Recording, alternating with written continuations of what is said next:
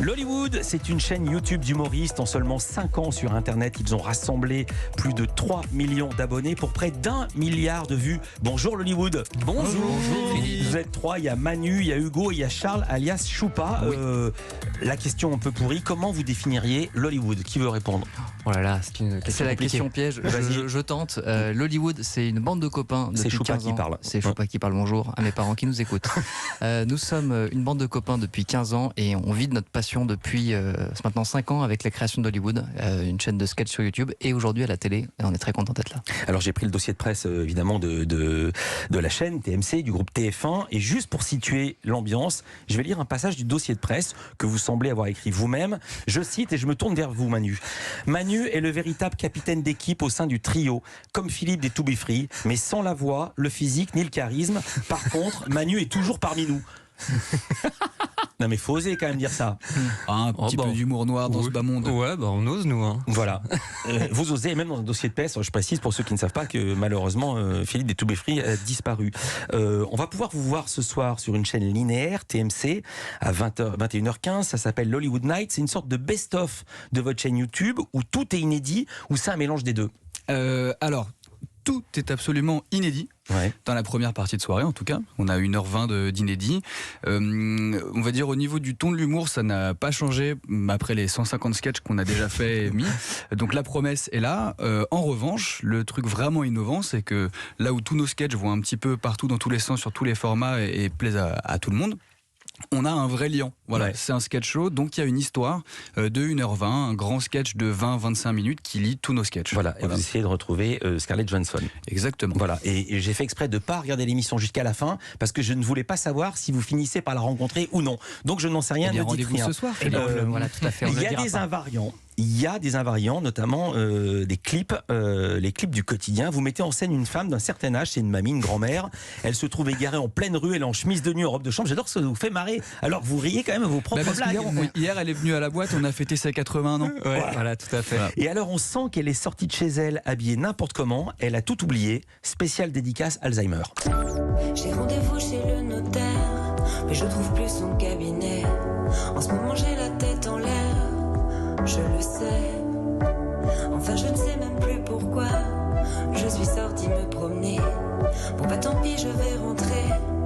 Mais fichier, fiston, j'ai oublié le code. C'est pas compliqué, je sais, mais j'ai encore oublié le code. C'est pas compliqué. J'ai encore tout oublié. Et mes clés, je les ai encore oubliées. Mon nom, je zappé de le noter. Alzheimer, je voulais pas mais je l'ai. Voilà, ça donne le ton.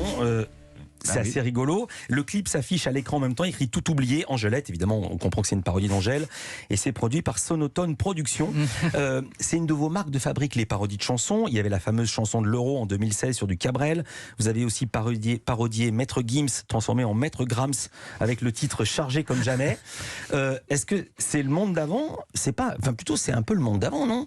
C'est un peu les chansonniers, c'est un peu Laurent Ruquier. Ou est-ce que je me trompe? Ou est-ce que vous avez réinventé le genre? Je vous le reproche pas, hein, je vous demande votre avis là-dessus. Non, pour le coup, on s'inscrit, j'ai envie de dire, dans une grande tradition des gens qui font des parodies musicales. Nous, que ce soit les Inconnus ou Michael Youn, c'est vraiment des énormes inspirations pour nous. Le Palma Show plus récemment. Donc, nous, on s'inscrit dans une tradition et on ne pense pas qu'on réinvente le genre, mais on se l'approprie à notre façon. Je pense que peu de gens auraient fait cette parodie qui s'appelle Chargé comme jamais, qui est quand même sur des gens qui prennent de la drogue. Voilà. Autre grand succès de Lollywood, c'est la séquence Dans tes rêves / Dans ta vie. C'est-à-dire, quelle est la différence entre les rêves et la vie rêvée et la vie réelle? En l'occurrence, c'est une petite fille qui est avec son papa au petit déjeuner. D'abord, Dans tes rêves. Papa?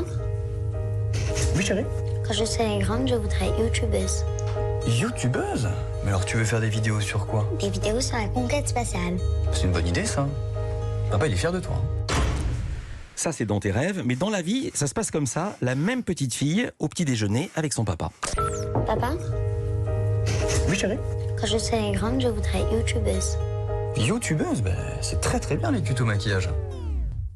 Les tutos maquillage ou les tutos couture, tutos coiffure, c'est très très bien. Cuisine aussi. Non, youtubeuse c'est pas une bonne idée en fait, laisse tomber. Qu'est-ce qui vous énerve dans les youtubeuses et les tutos maquillage? Mais rien du tout. Non, voilà, on aime bien en fait un petit peu taper sur des clichés. Et là, c'est une vidéo qui a été coécrite avec Laura Domange. Laura Domange qui est avec nous depuis le début, même avant les débuts. Et donc, on a coécrit ce sketch qui s'appelle Dans tes rêves, être une femme. Et tout particulièrement, ce sketch, on avait commencé à l'écrire. On s'est dit, mais non, mais on peut pas écrire un truc en se mettant du point de vue d'une femme.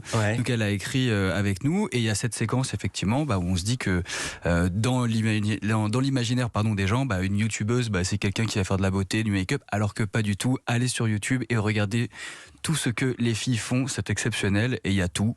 Voilà.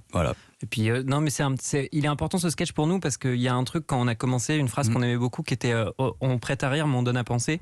Et voilà, on aime bien faire des blagues, mais on aime bien aussi essayer de faire réfléchir à des trucs, pas tout le temps. Hein, des fois, on fait juste des blagues de prout, mais voilà. Oui, Philippe, on a fait de la philosophie avant. Voilà. On prête à rire, on donne à penser. C'est la devise, je pourrais l'apprendre, de Culture Média. Vous restez avec nous, les Lollywood. À tout de suite. Merci. Europe 1 Culture Média.